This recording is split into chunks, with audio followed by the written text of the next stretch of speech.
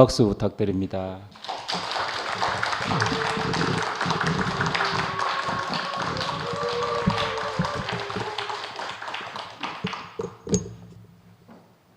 자리에 앉기 전에요. 제가 이 본문 말씀을 읽고 하는 게 좋은지 한 번이라도 읽어보신 분 손 좀 흔들어주실래요? 읽지는 않고 들었습니다. 아, 예, 알겠습니다.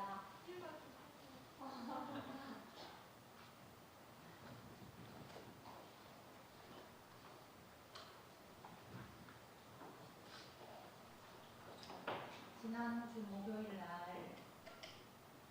이 말씀하라는 얘기를 듣고 그날부터 열심히 쓰기를 시작했거든요. 그래가지고 많은 것들이 떠올랐어요.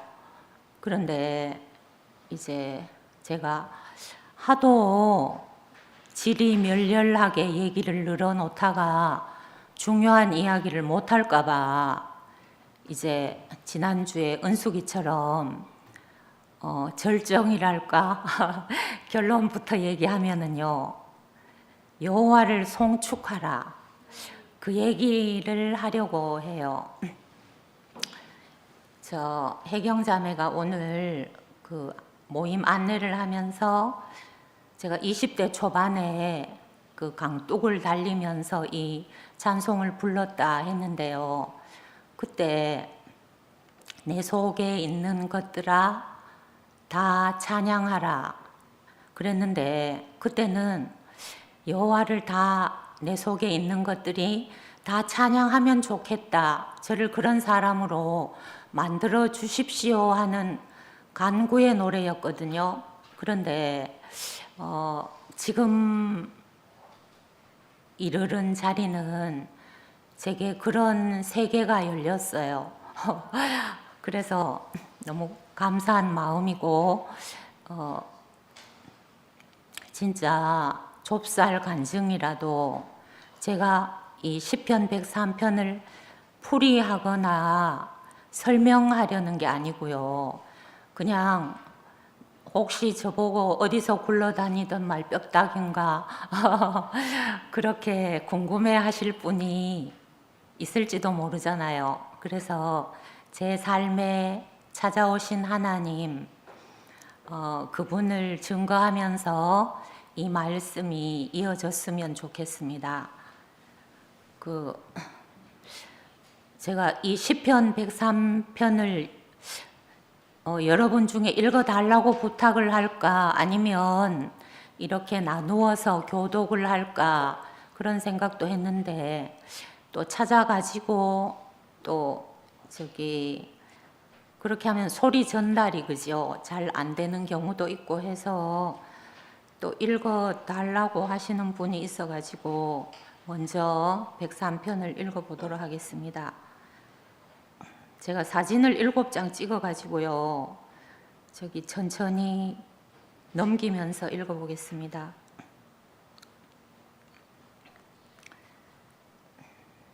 방송이 중간중간 끊어지는 건 제가 생각을 하거나 조작하는 게 늦어가지고 그런 거니까 방송 사고라고 생각하지 않으시기 바랍니다.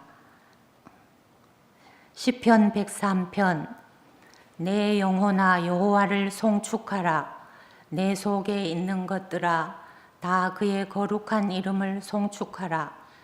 내 영혼아 여호와를 송축하며 그의 모든 은택을 잊지 말지어다. 내 생명을 파멸해서 속량하시고 인자와 긍휼로 관을 씌우시며 좋은 것으로 내 소원을 만족하게 하사 내 청춘을 독수리같이 새롭게 하시는도다. 여호와께서 공의로운 일을 행하시며 억압당하는 모든 자를 위하여 심판하시는도다. 여호와는 긍휼이 많으시고 은혜로우시며 노하기를 더디하시고 인자하심이 풍부하시도다. 자주 경책하지 아니하시며 노를 영원히 품지 아니하시리로다. 우리 죄를 따라 우리를 처벌하지는 아니하시며 우리의 죄악을 따라 우리에게 그대로 갚지 아니하셨으니 동이 서에서 이는 하늘이 땅에서 높음같이 그를 경외하는 자에게 그의 인자하심이 크심이로다. 동이 서에서 먼 것 같이 우리의 죄과를 우리에게서 멀리 옮기셨으며 아버지가 자식을 긍휼히 여김같이 여호와께서는 자기를 경외하는 자를 긍휼히 여기시나니 이는 그가 우리의 체질을 아시며 우리가 단지 먼지뿐임을 기억하심이로다. 그것은 바람이 지나가면 없어지나니 그 있던 자리도 다시 알지 못하거니와 여호와의 인자하심은 자기를 경외하는 자에게 영원부터 영원까지 이르며 그의 의는 자손의 자손에게 이르리니 곧 그의 언약을 지키고 그의 법도를 기억하여 행하는 자에게로다. 여호와께서 그의 보좌를 하늘에 세우시고 그의 왕권으로 만유를 다스리시도다. 능력이 있어 여호와의 말씀을 행하며 그의 말씀의 소리를 듣는 여호와의 천사들이여 여호와를 송축하라. 그에게 수종들며 그의 뜻을 행하는 모든 천군이여 여호와를 송축하라. 여호와의 지으심을 받고 그가 다스리는 모든 곳에 있는 너희여 여호와를 송축하라. 내 영혼아 여호와를 송축하라. 아멘.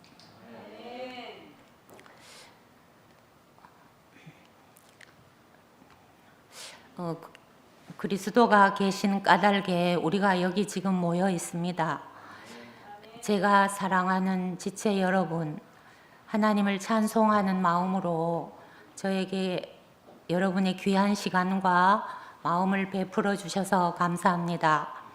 이 장소에서 또 전국 각지 또 멀리 해외에서 한 마음을 가지고 당신을 찬송하게 하신 주님 고맙습니다. 우리가 당신의 은혜에 젖어 촉촉히 기쁨을 누리기를 원합니다. 제가 베갯닛을 한 개 갖고 왔거든요. 이 속에 무엇이 들어 있을까요? 떠오르는 대로 한번 얘기해 주시겠어요? 메밀. 다시 한번 생각해 봐 주세요. 콩. 한 글자는 한 글자예요. 솜. 누가 끈이라고? 예, 끈입니다. 예, 제가 마치고 여기 준비해 온 선물을 하나 드리겠습니다. 예, 제가 이 재활용 센터에서요, 그 종이 가방 분리해낸 끈인데, 이제 종이 끈은 제외시켰습니다. 그것을 모았는데, 어느 날 이 끈의 주된 재료가 실이라는 걸 알게 됐습니다. 그 점에 착안해서 이제 베갯닛 속에 넣었거든요. 여기 들어있는 끈들은 빨강색, 갈색, 검정, 이렇게 베베 꼬인 것, 넓적한 것, 또 그 실, 다시 말해서 이제 천이 반들거리는 거, 이렇게 모양, 질감, 색이 다 다릅니다. 그런데 실입니다. 이 사실 앞에 저는 하나님을 생각해 보았습니다. 우리를 어떻게 여기실지가 떠올랐습니다. 사람을 당신이 지으셨으므로 얼마나 친근하시겠어요. 또 어떻게 우리를 지키실지, 또 당신 자신을 얼마나 끝없이 주시려고 하는지 생각하게 됐습니다. 제가 직장 생활을 할 때 만약 내가 조선시대에 태어났더라면 이런 일을 할 수 있을까? 그래, 한낱 아녀자에 지나지 않는 저도 이렇게 종이와 시를 구별해서 유용하게 쓸 줄 아는데 천지를 지으신 하나님이 우리를 모른 채 버려두시겠습니까? 우리가 이 급하고 속이 좁아가지고 기다리지 못할 뿐이지 인생을 아시는 분 안에서는 찬양할 일만 있지 않겠습니까? 우리가 이제 티끌이어서 이 먼지여서 작은 말에도 눌려 죽을 것처럼 힘들어하기도 하고, 그런데 하나님은 아마도 우리를 죽을 자리에서 돌이켜가지고 당신을 바라보게 하시는 것 같습니다. 그래서 마침내 주님은 나의 반석이요 구원자입니다 하고 알게 하십니다. 제가 이 베갯잎 속에 들어있는 한 끈으로 어떤 모양과 어떤 성격과 어떤 표현이 될지 계속 지켜봐 주시기 바랍니다. 제가 기독교를 접한 것은 중학교 때입니다. 그 13살 될 때까지 한 번도 교회에 나간 적이 없었는데 하나님의 이름을 부르게 된 것은 이제 중학교 입학 제도가 입학 시험에서 추첨 입학으로 바뀌게 됐기 때문입니다. 그래서 경안여자중학교라는 기독교 정신을 계승하려고 세워진 학교에 입학했습니다. 그 학교에서는 일주일에 1시간 성경 수업을 하고 전교생이 월요일 아침이면은 2층 옥상에 모여서 하나님께 예배를 드렸습니다. 그 단골로 부르는 찬송이 시온의 영광이 빛나는 아침. 지난번에 찬양자매가 말했듯이 뭐 곰이 어떻게 생겼는지 또 어떤 냄새가 나는지 얼마나 그 공격적인 동물인지 모르면서 그냥 엄마, 아빠, 아기가 곰 3마리가 한 집에 있어 이렇게 부른 것처럼 저는 그냥 시온의 영광이 빛나는 아침을 그냥 계속 따라 불렀습니다. 그런데 이 노래가 우리 교회 안에서 우리 형제 자매들 안에서 참으로 실제로 보여졌습니다. 그것이 보인 날 저는 정말 너무나 감격해서 그 사랑방에 이 노래를 올린 적이 있습니다.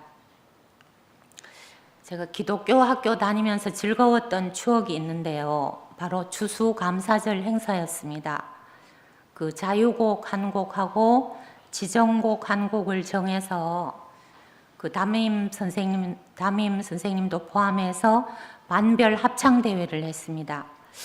그 일을 까마득히 잊고 있었는데 이 말씀을 준비하는 동안 기억이 새로워졌습니다. 그 노래를 부르려고 하니까 우리 형제가 또 니 원맨쇼 하나 그럴까봐 그냥 가사만 읽어보겠습니다. 넓은 들에 익은 곡식 황금 물결 이루어 곳곳마다 태양빛에 향기 진동하도다. 무르익은 곡식들은 낫을 기다리는데 때가 지나가기 전에 어서 추수합시다. 이 찬송도요, 제가 교회 생활을 하는 동안에 이렇게 풍요한 영적 유산을 우리로 누리게 하셨구나, 그렇게 알게 됐습니다. 그 중학교 다니는 3년 내내 궁금했던 점이 하나 있습니다. 그 믿음으로 산다는 것이 착하게 사는 것과 어떻게 다른가 하는 점이었습니다. 이것이 해결되는 날이 왔거든요. 제가 요고 시절에 그 새벽이면은 가족들 몰래 살그머니 일어나가지고 그 작은 대문을 소리를 죽여가면서 빗장을 열었어요. 그리고 교회로 달려갔습니다. 그 예수님을 통하지 않고는 천국에 갈 수 없다. 그 말을 그냥 문자적으로 들었기 때문입니다. 그리고 그 새벽 기도에는 목사님이 성경을 읽으시고 짧은 메시지를 전하셔요. 그 다음에 이 강대상 앞에만 등을 켜놓고 그 어둑어둑한 데서 이 목사님인지 누군지 잘 모르겠는데 막 주여 이렇게 부르면 사람들이 막 또 막 개구리 오는 것처럼 막 울부짖기도 하고 또 막 답답한 마음에 때를 쓰듯이 그렇게 기도하는 분위기였습니다. 근데 이제 제가 중학교 때부터 다녔다 했는데 제 마음에도 개운치 않은 것이 남아 있었거든요. 나를 몹시 사랑해갖고 나만 보면 우리 할머니는 저를 안고 자기 코를 제 코에 막 갖다 비벼요. 아이 귀여운 내 새끼 이러면서 우리 할머니는 특히 코가 커가지고 맨날 자기를 코쟁이 할머니라고 하셨어요. 그런데 그 할머니가 왜 엄마는 아끼지 않을까? 그 다음에 이제 제가 이렇게 클수록 사람들이 제가 관심을 표현해도 별로 반응이 없더라고요. 그래갖고 저는 2번쯤 표현하면 아니면 4번까지 표현하면 한 번쯤은 뭐라고 반응해 주면 좋겠는데 그렇지 않아서 참 이해하기가 어려웠습니다. 그래서 야, 세상 사는 것이 참 쉽지 않네. 아무리 생각해봐도 나는 무인도에 살아야 되는 거 아닌가 그런 생각도 했는데 그날 이제 새벽 기도회에서 내 죄가 뭐지?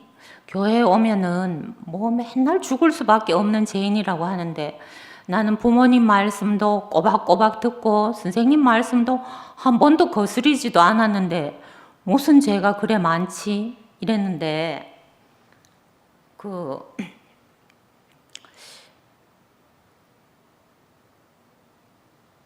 갑자기 있잖아요. 내가 사람들보다 착하다라고 생각하는 것이 좀 있었어요. 교회 오니까 별로 안 착하더라고요. 그래가지고 내가 뭐 예쁘다 이런 거에는 비교당하기가 싫은데요. 뭐 착하다 이런 거에는 내가 남하고 비교하고 있더라고요. 그래서 제가 그걸 느끼는 순간 이 가마솥 밑바닥에 이 누룽지 있잖아요.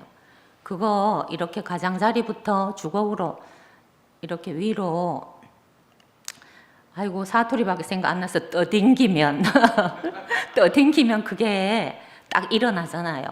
그리고 막 제가 막 거기 가마솥에 눌어붙어 있다가 떡 일어나더라고요. 그런데 내가 너무 부끄러워가지고 막 뒷걸음질 쳐갖고 교회 구석에 갔어요. 그래갖고 제가 죄인입니다 하고 눈물도 흘렸지만 한편 마음이 기뻤어요. 왜냐하면 제가 죄인이 됐으니까요. 그렇게 죄인이라고 인정할 수가 없었는데 하나님 앞에서 이렇게 발각이 되니까 너무 좋더라고요. 그럼 제가 죄인이 되면 하나님의 용서도 받고 또 죄인이 못 되어서 하여튼 갈등해오던 차에 이제 하나님의 복이 미치겠구나 그런 생각을 했습니다. 어쨌건 그 일로 하나님하고 조금 이제 가까워졌습니다. 그리고 제가 다른 사람에 대해서 느끼는 답답함도 이제 조금씩 이렇게 풀리고 마음에 이제 이렇게 빗장이 열리고 소통이 되는 것 같았어요. 이제 저는 할머니, 할아버지, 또 아버지, 어머니, 남동생 2명 이렇게 함께 살았는데 우리 할머니 고향이 마산이셨어요. 그래가지고 해삼을 먹었어요. 그리고 또 콩죽도 좋아하셔가지고 그 큰 솥에 그 죽을 끓이면 막 벌떡벌떡 그게 뛰더라고요. 그래서 그 소리와 냄새를 참 좋아했습니다. 우리 할머니는 제 손을 잡고 이제 중국집에도 자주 가서 우동을 시켜갖고 그 노란 단무지하고 잡숫는 걸 참 기뻐하셨습니다. 그런데 이제 우리 어머니는 어른들하고 사니까 이 말로 있잖아요. 너를 사랑한다 이렇게 말씀하신 적이 제 기억에 없어요. 그냥 뒷바라지만 지성으로 해주셨어요. 그래서 뭐 상 차리는 거, 청소, 빨래, 이 도맡아 하시고 그 여린 몸으로 시어른들 섬기고 그랬는데 저는 왜 그런지 그런 게 안 보였어요. 그래서 집안 일을 안 거들고 살았는 게 참 후회가 됐습니다.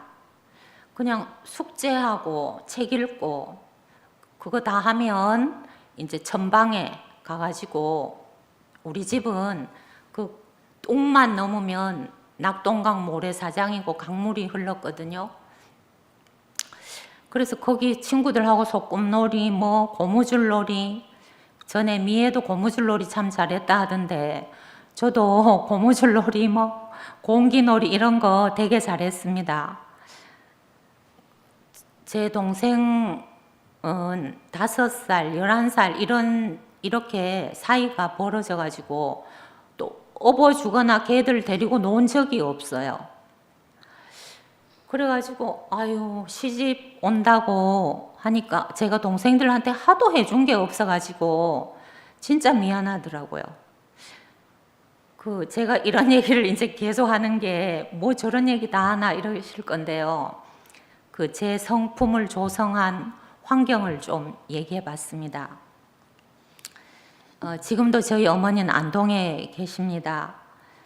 그 우리 집이 한옥이었는데 목욕탕이 없어가지고요. 안방에 이제 막 커다란 다라이 갖다 놓고 이제 씻겨주시고 초등학교 6학년 때까지 제 머리를 감겨주셨어요.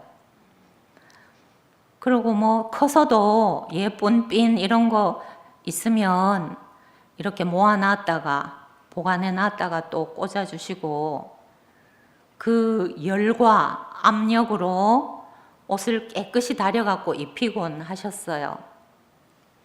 지금도 제가 이제 70이 가까운 노인인데 우리 어머니는요 가면 막 앞머리를 이렇게 손으로 쓸어주셔요. 더 예쁘게 보이라고. 근데 이제 제가 그 아주 어릴 때 있잖아요. 물었어요. 엄마, 영아는 예쁜데 나는 왜 안 예뻐? 이러면 우리 엄마가 이렇게 저를 보고 웃으시면서 영미야, 너는 덕스럽게 생겼어. 이렇게 얘기해 주셔갖고 그 뒤로는 제가 거울을 보면서 아, 나는 덕스럽게 생겼구나. 그렇게 생각하게 됐습니다. 저 고향집 풍경 중에요. 제가 정말로 수시로 떠올리고 좋아하는 풍경이 있어요. 우리 집 앞마당에 이제 그 펄럭이던 빨래예요. 이 빨래줄 길게 메고 거기 이렇게 장대를 개어갖고 높이 올리면 그 담 너머로 온 바람이 막 그 빨래를 펄럭이면서 말려요. 그리고 햇볕, 그것이 이제 그 옷 사이사이를 침투해서 소독도 해주잖아요. 그래서 저는 이렇게 어려움이 생길 때면요, 제 마음을 그 빨랫줄에 널어요. 그러면 표백이 되는 것 같았어요.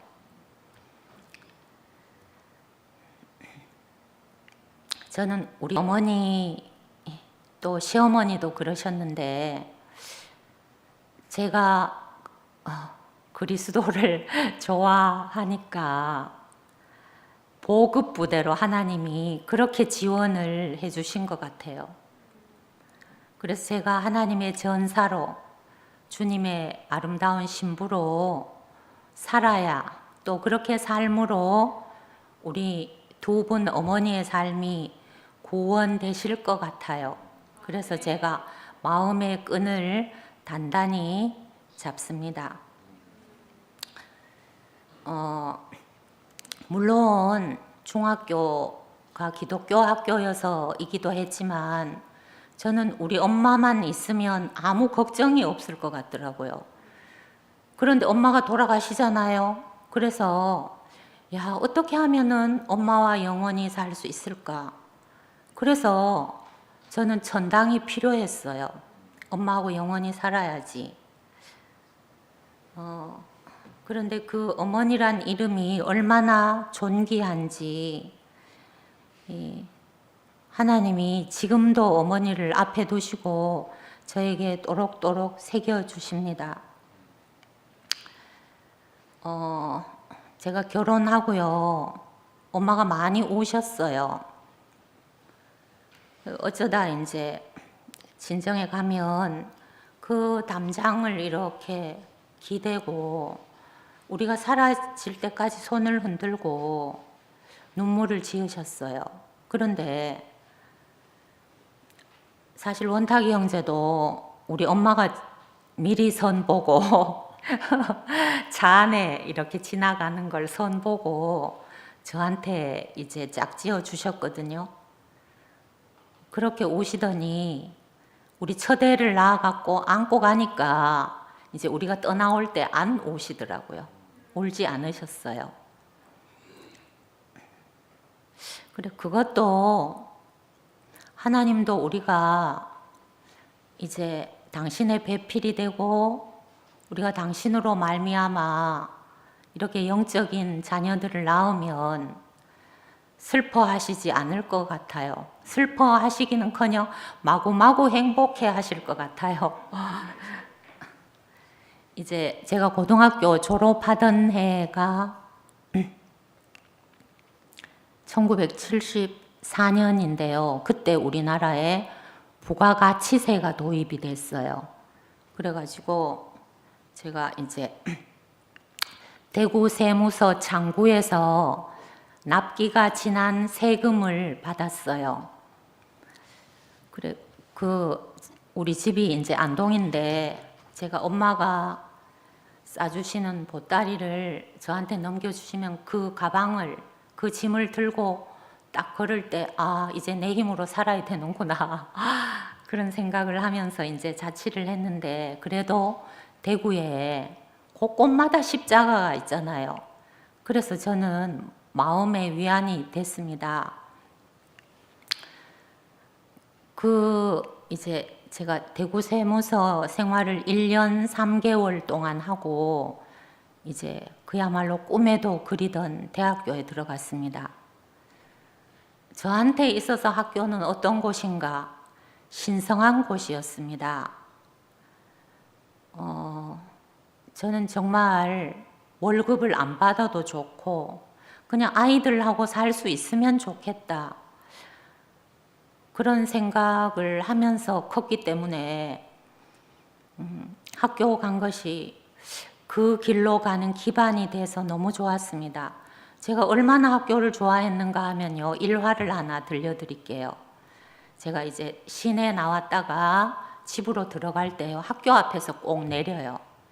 그래 학교 마당을 밟고 그 학교를 막 느끼면서 그렇게 이제 지나가지고 이제 집으로 갔습니다.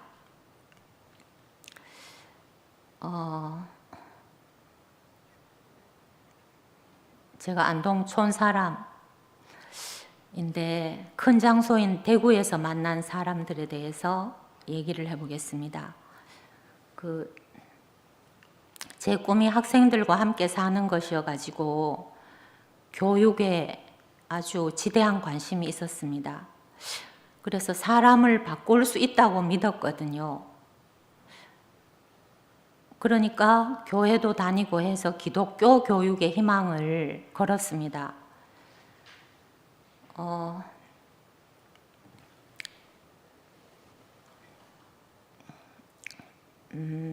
제가 이런 얘기를 좀 긴데 하는 이유는요, 제 근원이 어딜까, 무엇일까, 그런 생각을 하면서 얘기하려고 하거든요. 그래서 그렇습니다.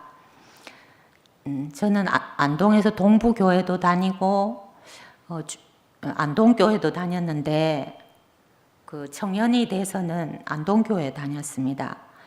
그 교회 앞에 협신사라는 서점이 있었는데 제가 이제 말보다는 글 쓰는 게 편해가지고 아이들한테 쪽지 편지를 많이 써줬거든요. 그래서 이제 고운 엽서나 새로 나온 편지지 이런 걸 사서 모았어요. 그래 하루는 그 서점에 서가를 이렇게 둘러보니까 빨간색 표지가 보이더라고요. 죽으면 죽으리라. 안이숙 선생님이 쓰신 거예요.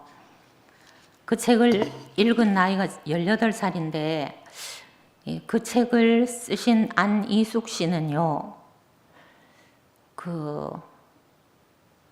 저의 또 다른 친정 엄마 같은 분이에요. 뭐 구약 성경 시편인가 뭐 주의 말씀은 내 발의 등이요 내 길의 빛이라 했는데 그분이 제 삶의 빛이셨거든요. 그 어머니가 이제 이숙이를 키울 때 우리 교회도 이숙 자매가 있던데 그 평양인가 그쪽이 고향이더라고요. 그래서 그 예수 믿으면 감옥에 갈 거라고 생각을 했어요. 이 엄마가. 그래갖고 재울 때 요 위에 안 재우고 딱딱한 바닥에 재우고 그랬어요. 그런데 이제 그때 일제강점기여서 일어를 아주 잘 했나 봐요. 이숙이가. 그래가지고 이제 배를 타고 일본으로 건너가서 국회에 잠입을 했어요. 그래가지고 그 일본은 유황불로 망한다 이런 프랭카드를 그죠 국회에 늘어뜨렸어요. 늘어뜨리다가 맞나? 늘어뜨렸어요. 그러고 이제 그 일본 수사한테 검거돼서 감옥에 들어갔거든요. 그러면 그 얘기를 다 할 수는 없는데 이분이 언제 석방이 됐는가 하면은 1945년 8월 14일. 그래 자기는 순교하려고 했는데 실격돼 버렸어요. 실격된 순교자였어요. 그리고 이제 저는 비록 책 속의 인물이지만 실제 인물이었고 정말 포항의 그 포항 제철에서 만든 그 예술회관 거기에 오셨는 데 있잖아요. 90노인이 오셨는데 정말 내일 일은 난 몰라요 그 노래 하시는데 진짜 아가씨 목소리더라고요. 저는 그분을 생각하면 또 기억나는 게 뭐냐 하면 막 벼락 떨어진다 하면은 여기 계신 분들은 어떻게 하시겠어요? 근데 이 이숙 자매는요, 이숙 씨는, 이숙 선생님이라고 해야 되나? 그분은 그죠, 벼락 떨어지는 걸 보면서, 와, 정말 아름답다. 이렇게 말했대요. 저보고 4차원이라고 하시는 분이 있어 이런 말 안 하려고 했는데, 그죠? 그러니까 하나님의 창조, 하나님의 모든 행사를 아름답게 보는 눈, 그런 걸 제가 그분에게서 얻게 됐습니다. 제가 대학교 4학년 때가 1980년이었어요. 그 학교 안에서도 하도 민주주의를 향한 데모가 시시때때로 일어났기 때문에 강의실에 가면은 그죠 3명, 4명밖에 없었어요. 수업 들어오는 사람이. 그에 이제 대구 성시화 운동을 벌여가지고 저는 성가대도 참석하고 또 막 그 강의실 이제 수업 전에 들어가갖고 팸플릿도 막 나누고 그러니까 저는 데모에 참가하지 않았고요. 데모에 반대했어요. 그래서 이제 제가 다니던 학교에 노천 강당이 있었는데 저는 단상에 올라가서 뭐라고 외쳤는가 하면요. 여러분, 재치기와 콧물이 왜 납니까? 바이러스 때문입니다. 막 그러면서 죄를 없이 하려면 하나님께로 가야 됩니다. 막 그렇게 외치고 그랬었거든요. 그때 이제 우리 과의 후배가 저한테 그러더라고요. 뭐 그 해인가 하여튼 에큐메니칼 운동이 일어난다 한다 그러더라고요.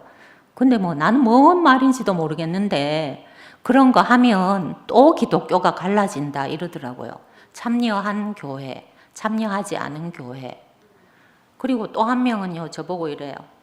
영미 씨는 현실을 생각하는 겁니까? 이러더라고요. 그래갖고 아마 저를 오래 관찰했나 봐요.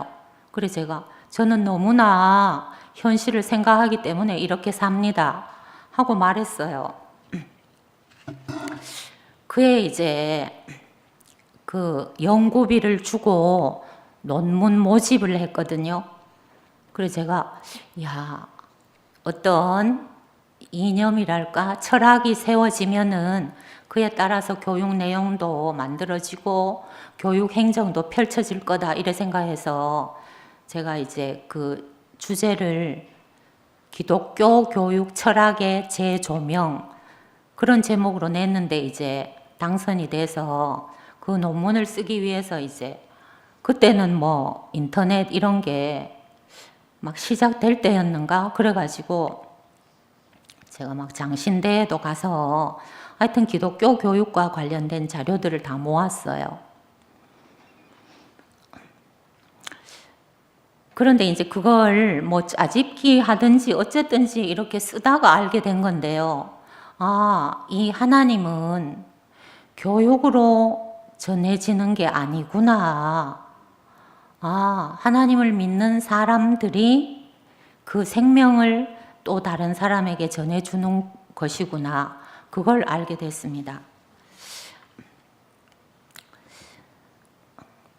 그 다음에 이제 저에게 또 영향을 준 한 사람이 있는데요. 삼포 능자 미우라 아야코라고도 해요. 그 미우라 씨하고 결혼해가지고 기독교를 이제 받아들이게 됐는데 길은 여기에 뭐 빙점 이런 책을 쓰셨는데 이분을 얘기하는 것도 제가 그에게서 예수님의 속성, 성분 이런 걸 발견한 대상이 됐기 때문입니다. 이분한테 받은 영향을 두 가지 말씀드리려고 하는데요. 이분이 초등학교 교사를 하셨거든요. 그 교실에 이렇게 난로가 설치되면 그때 급식이 아니었겠죠. 그 난로 위에다가 큰 찜통을 올리고 자기가 국을 끓였어요. 그래갖고 아이들한테 나눠주고 또 방과 후에는 아이들 1번부터 끝번까지 한 명 한 명을 떠올리면서 그날 아이의 생활을 기록을 했어요. 그래갖고 만약에 잘 안 떠오른다 그러면 그 다음날 더 눈여겨보고 골고루 아이들을 살폈대요. 저는 그것을 공평의 정신이라고 여겼습니다. 또 그분이 이제 아이들한테 나라를 사랑하는 마음을 심어줬는데 2차 세계 2차 대전이 끝나고 일본 황제가 항복한다는 걸 보면서 아, 황제가 신이 아니구나. 그래서 일본 군국주의에 대해서도 회의를 느끼기 시작했대요.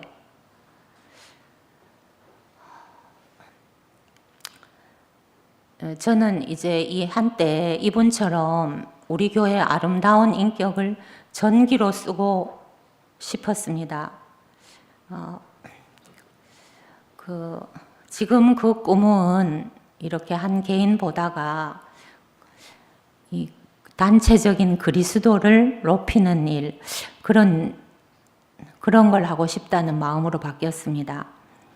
그리고 저에게 예수의 냄새를 맡게 해준 꼭 소개하고 싶은 친구가 한 명 더 있습니다. 그 중고등학교 동기 강신옥이라는 친구인데요. 그 신옥이는 이제 7살에 학교에 들어가시고 저보다 1살 어린데 제 어머니 같고 또 상담자이기도 하고 정다운 사람으로 지금도 저와 이렇게 마음을 두고 교류하고 있습니다.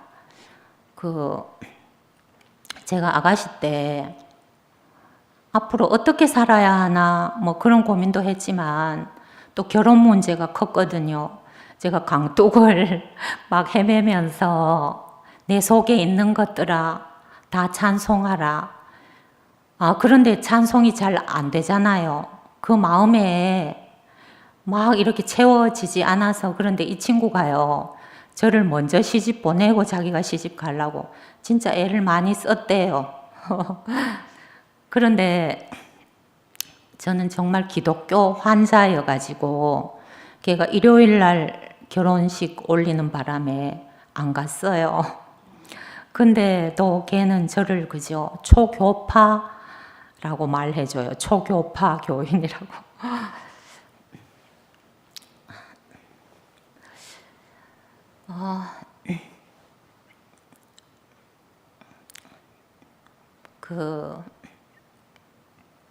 많은 부분 제가 예수님이 어떤 분일까 모르면서도 간절히 바랐던 그런 예수님의 속성을 만나게 해주신 하나님께 감사드립니다.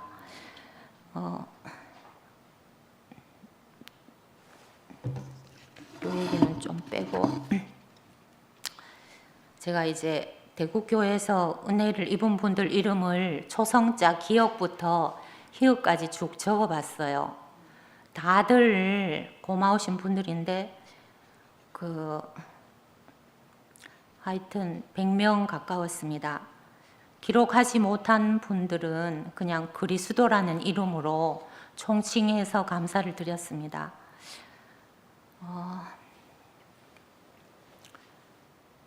제가 우리 형제랑 살면서 또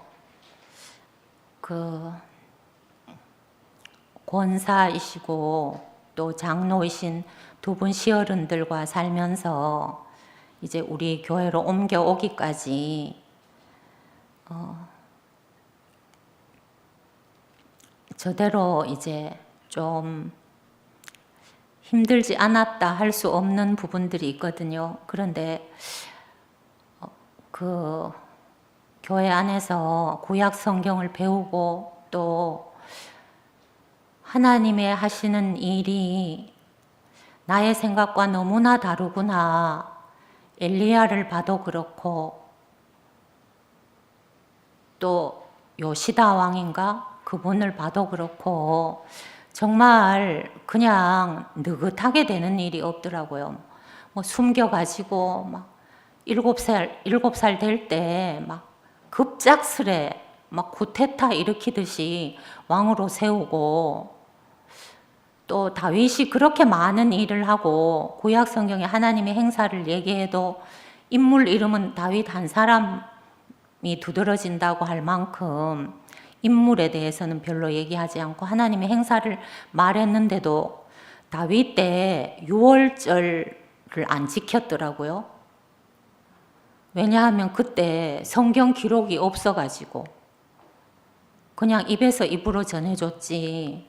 그래가지고 그 법궤에 또 말씀을 기록해서 넣어둔 두루마리를 발견하고 난 뒤에 다시 또 유월절을 기념하고, 그래서 이스라엘은 공통된 역사, 여러분이 바이를 들으셨으면 아시겠지만은 유대인 결혼식 때 그죠?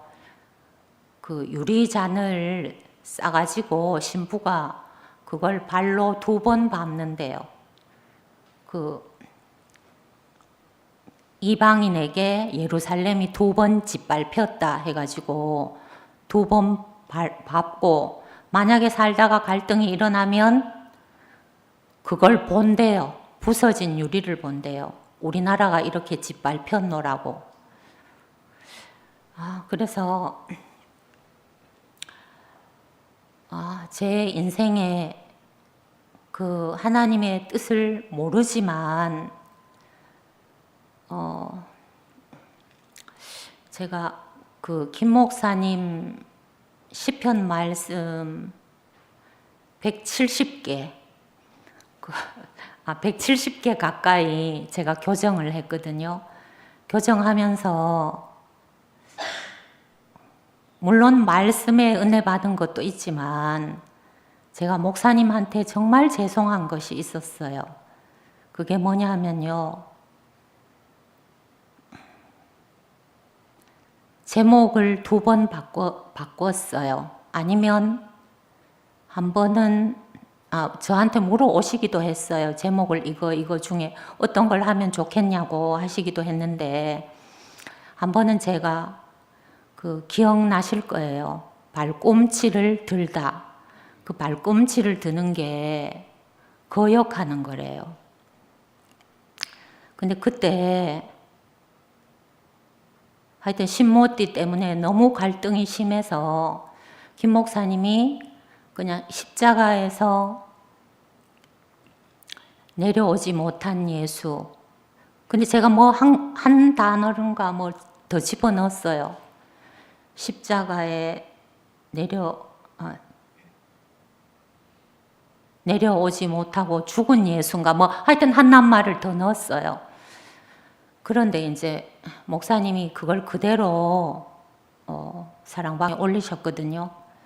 근데 그날 어떤 일이 있었는가? 나는 저쪽에서 원하는 표현이기 때문에 잠잠해질 거라고 생각했거든요. 목사님은 늘 그런 뜻으로 말씀하셨지만 또 그것을 문제 삼기 때문에. 그런데 그날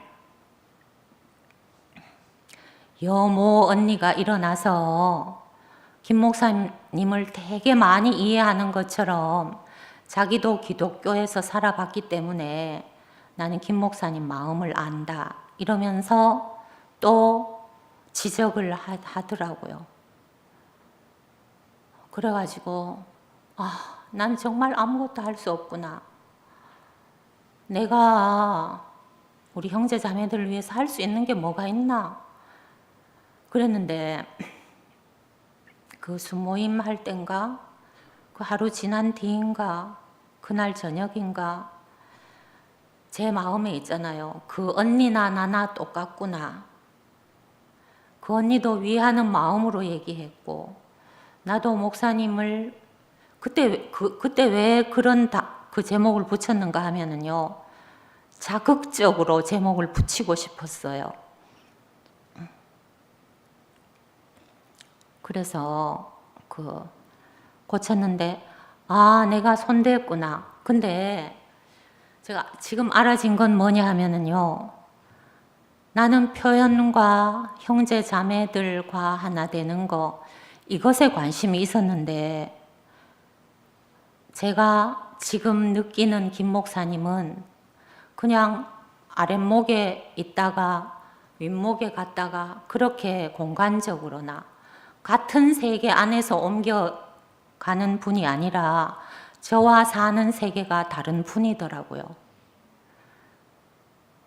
그래서 여호와를 송축하시는 분이고 저에게 그 생명을 전해주셨다는 것을 저는 증인이 되어 얘기하고 싶습니다. 예, 그럼 기도하겠습니다.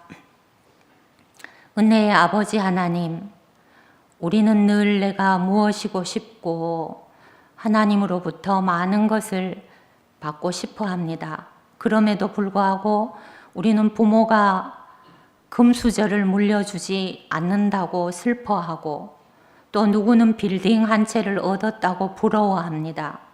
그런데 하나님은 당신 자신을 우리에게 충만히 영원히 무궁토록 전해주시는 분입니다. 하나님이 우리를 아시고 지으시고 무궁히 지키시고 은혜 주시는 것을 감사하고 우리가 함께 주님을 부르는 이런 귀한 시간을 주신 것을 감사합니다. 예수님 이름으로 기도드렸습니다.